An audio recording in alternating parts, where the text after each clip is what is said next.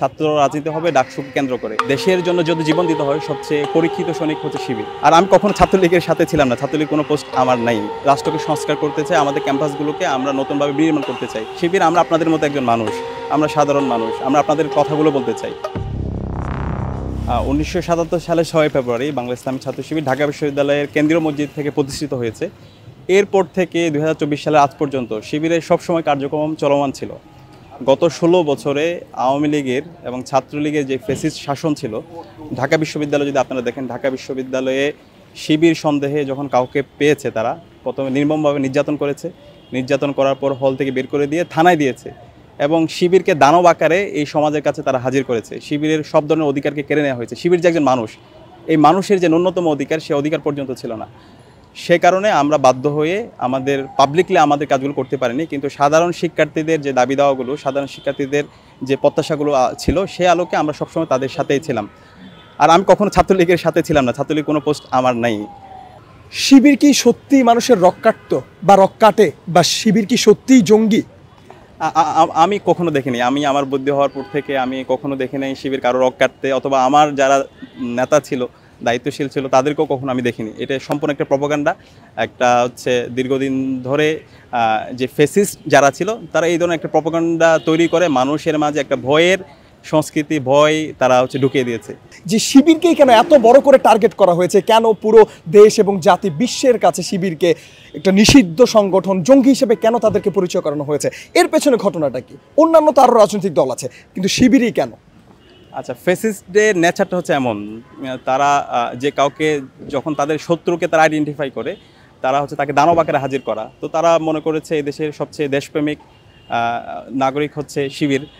দেশের জন্য যদি জীবন দিতে হয় সবচেয়ে পরীক্ষিত সৈনিক হচ্ছে শিবির।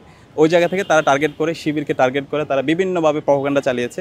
ওই জায়গা থেকে তারা শিবির ব্যাপারে এই ধরনের নেগেটিভিটিগুলো ছড়িয়েছে। তো আমরা ছাত্র সমাজের, দেশের ছাত্র জনতা, তারা তাদের কাছে এগুলো হাসির পাত্র হয়ে গেছে। শিবির যে জঙ্গি, শিবির রক্কাটা, অথবা শিবিরের ব্যাপারে যে বিভিন্ন ধরনের নেগেটিভিটি আছে, আমরা এই দেশের ছাত্র জনতার কাছে বলতে চাই, শিবির আমরা আপনাদের মতো একজন মানুষ, আমরা সাধারণ মানুষ, আমরা আপনাদের কথাগুলো বলতে চাই। আমরা আপনাদের মত প্রকাশের স্বাধীনতা নিয়ে গত দীর্ঘ 16 বছর ধরে লড়াই করেছি এবং অবশেষে 5ই আগস্ট ছাত্র জনতার অভ্যুত্থানের মাধ্যমে আমরা এই ফেসিবাদ মুক্ত বাংলাদেশ পেয়েছি। এই যে আত্মপ্রকাশের যে বিষয়টা, এই যে গণঅভ্যুত্থানের পর আপনাদের আত্মপ্রকাশ, এই আত্মপ্রকাশের বিষয়টা কি পূর্ব নির্ধারিত ছিল, পূর্ব থেকে পরিকল্পনা ছিল, নাকি এই যে অভ্যুত্থান হয়েছে বলে আত্মপ্রকাশ? এই বিষয়টা নিয়ে কি বলবেন? আরেকটা ব্যাপার হচ্ছে এই যে আপনারা যে এই যে ছাত্র আন্দোলন নিয়ে কাজ করেছেন, সম্মুখ সারিতে আপনারা নেতৃত্ব দিয়েছেন, কাউকে বুঝতে দেননি আপনারা শিবিরের কর্মী, বা সে সাধারণ শিক্ষার্থীরা বা আপনার ব্যাচমেটরাও আপনাদের কথা জানতো না। এই বিষয়টা আসলে কিভাবে নিয়ন্ত্রণ করেছেন, ভেতরে আসলে কিভাবে রেখেছেন? আচ্ছা, এই যে অভ্যুত্থান, ছাত্র জনতার অভ্যুত্থান, এটা ছিল এদেশের আপামর জনসাধারণের এবং ছাত্র সমাজের। এখানে আমরা কেউ পরিচয় নিয়ে যাই নাই। আমাদের প্রথমত টার্গেট ছিল কোটা সংস্কার করা, দ্বিতীয়ত টার্গেট ছিল ফেসিবাদ মুক্ত বাংলাদেশ গঠন করা। এখানে যদি আমি আমার শিবির পরিচয় নিয়ে যাই, কেউ যদি হচ্ছে তার দলীয় এজেন্ডা নিয়ে যায়, তাহলে এই অভ্যুত্থানটা নাও হইতে পারতো এবং ওই সময়ে বিভিন্ন ধরনের বিভাজন হতে পারতো। ওই বিভাজন এবং সামগ্রিকতার কথা চিন্তা করে আমরা আমাদের পরিচয়টা সামনে নিয়ে আসিনি। আর ফার্স্ট ইয়ার থেকে আমি এই ক্যাম্পাসে আছি, আমার এক বন্ধু বলেছে সে আমাকে চিনে না, কিন্তু এরকম হাজারো বন্ধু আছে যারা আমাকে শিবির নামে চিনে। আমি পাবলিকলি এরকম ফেসবুকে অথবা সোশ্যাল মিডিয়ায় ঘোষণা দিই নাই, কিন্তু আমাকে চিনতো। আমার ডিপার্টমেন্টে আমার বন্ধু বান্ধবরা চিনতো, আমার হলে অনেকেই চিনতো, আবার অনেকেই চিনতো না। কিন্তু আমি যে বাস্তবতার কথা বলেছি, গত 16 বছরে যে জুলুমতন্ত্র কায়েম করা হয়েছে শিবির সন্দেহে, অথবা শিবিরের কাউকে পেলে তাকে মেরে তাকে হচ্ছে মারা জায়েজ ছিল, এবং এই মারার পরেও কেউ কথা বলতো না। এটা নিয়ে তো আমাদের কোয়েশ্চেন করা দরকার, কেন? শিবির তো একজন মানুষ। গত 16 বছর ধরে যে শিবিরকে যে মারা হচ্ছে, এটা নিয়ে কেন আমি কথা বলবো না? শিবির সন্দেহে মারলে মোটামুটি অনেকে কথা বলছে, কিন্তু শিবিরের উপর যখন কেউ শিবির এটা প্রমাণিত হওয়ার পর তারা মারছে, এটা নিয়ে কেউ কথা বলতেছে না। এটা কেমন মানবাধিকার? তো এই জায়গা থেকে এই বাস্তবতাগুলোর কথা মাথায় রেখে আমরা এই জনপরিসরে পাবলিকলি কথা বলতে পারি নাই। কিন্তু এই 24-এর অভ্যুত্থানের ফলে শহীদদের আত্মত্যাগের মাধ্যমে এই আমাদের কথা বলার পরিবেশটা এখন হয়েছে এবং দেশের আপামর জনসাধারণ এখন মন খুলে তারা কথা বলতে পারছে। গোয়েন্দা সংস্থার লোকদের সাথে আপনাদের তুলনা করা হচ্ছে যে ওনারা শিবির যারা করতো বা যারা আত্মপ্রকাশ করেছে তারা তো গোয়েন্দা সংস্থার এজেন্টদেরকেও ছাড়িয়ে গেছে। তো এই যে বিষয়টা, সাধারণ মানুষ ফেসবুকে, সামাজিক যোগাযোগ মাধ্যমে স্ক্রল করলেই দেখা যাচ্ছে শিবিরের কোনো বিষয় আত্মপ্রকাশ।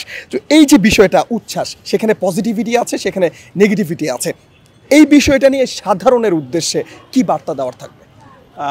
বাংলাদেশের আপামর ছাত্র জনতাকে আহ্বান করব, আমরা আপনাদের মতোই মানুষ, আমাদের কেউ তো বেশি হাইপেও নেওয়ার দরকার নাই, আবার বেশি হচ্ছে নিচেও দেখার দরকার নাই। আমরা সাধারণ মানুষ, আমরা আপনাদের সাথে বসতে চাই, আমাদের কথাগুলো বলতে চাই। আর আমরা এই দেশের এই মানুষ, এই দেশের জন্য কাজ করতে চাই, এই দেশের জন্য জীবন দিতে চাই। এবং এই 24-এর অভ্যুত্থান পরবর্তী আমরা শহীদদের যে প্রত্যাশা ছিল, সেই প্রত্যাশার আলোকে আমরা ফেসিবাদ মুক্ত একটি বাংলাদেশ গঠন করতে চাই। আমরা আমাদের দেশকে নতুনভাবে বিনির্মাণ করতে চাই। গত 16 বছর ধরে আমাদের দেশকে যেভাবে ভেঙে চুরমার করে দেওয়া হয়েছে, সকল প্রতিষ্ঠানগুলোকে ভেঙে চুরমার করে দেওয়া হয়েছে, সেই জায়গায় আমরা রাষ্ট্রকে সংস্কার করতে চাই, আমাদের ক্যাম্পাসগুলোকে আমরা নতুনভাবে বিনির্মাণ করতে চাই। ক্যাম্পাসে এখানে কোনো দাসত্ব থাকবে না, এখানে কোনো জুলুমতন্ত্র থাকবে না, সবাই মন খুলে তাদের কথাগুলো বলতে পারবে। আর আমরা সাধারণেই, আমরা আপনাদের মতোই মানুষ, এর বাইরে আর কিছুই না। সুতরাং আমাদেরকে নিয়ে অতিরঞ্জিত অথবা আমাদেরকে হচ্ছে বেশি মানে নিচে দেখা, কোনোটাই আছে আমরা বলবো না। আমরা আপনাদের মতোই আমাদেরকে সাধারণ একজন মানুষ হিসেবে আপনারা দেখেন। আরেকটা বিষয়, ঢাকা বিশ্ববিদ্যালয় সহ পাবলিক বিশ্ববিদ্যালয়গুলোতে রাজনীতি মুক্ত করার দাবি একটা পক্ষ করে আসছে।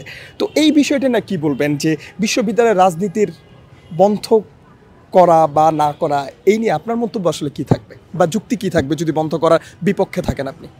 আমরা ইতিমধ্যে আমাদের অবস্থান ক্লিয়ার করেছি। আমরা বলেছি ছাত্র রাজনীতি নিষিদ্ধ করা এটা কোনো প্রাজ্ঞ সিদ্ধান্ত হতে পারে না। আমরা ছাত্র রাজনীতির যৌক্তিক সংস্কার চেয়েছি এবং আমাদের বিশ্ববিদ্যালয়ের সাথে যে মতবিনিময় সভা, ওইখানেও আমরা বলেছি এবং দ্রুত সময়ের মধ্যে আমরা বলেছি ডাকসু নির্বাচন দিয়ে দিতে।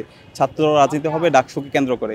গত 16 বছর ধরে যেই ছাত্র রাজনীতি হয়েছে, শিক্ষার্থীদের মাথায় এখন ওইটা থেকে গেছে, যে কারণে অনেকে ছাত্র রাজনীতির প্রতি একটা বিরূপ চিন্তা তাদের তৈরি হয়েছে। আর ছাত্র রাজনীতি না থাকাটাই হচ্ছে একটা ফেসিবাদী চিন্তার উগ্রেত হবে।